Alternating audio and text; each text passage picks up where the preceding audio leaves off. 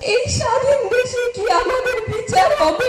2013 সালে ডিসেম্বরের 2 তারিখ আমার বাবাকে শাহবাগ থেকে তুলে নিয়ে যাওয়া হয়। আমি 2.5 বছর যখন আমার ছিল তখন থেকে আমার আম্মুর কোলে কোলে করে এখানে আসি। এখন আমি বড় হয়ে গেলাম এখানে আসতে আসতে। ঘুম এই শব্দটা অনেক ছোট, কিন্তু এর ভিতরে ঢুকে আছে হাজার হাহাকার, কষ্ট, কান্না।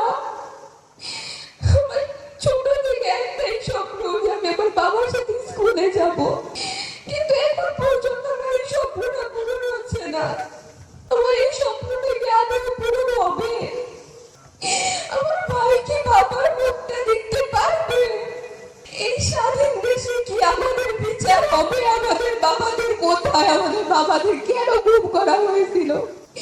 গুম কমিশন বলে ধরে নিন ওরা মৃত। কেন এটাকে হাতে রক্ষা যে আমরা ধরে নেব আমাদের বাবার হাতে? একটা দল করা কোনো অপরাধ না, দল সবাই করে।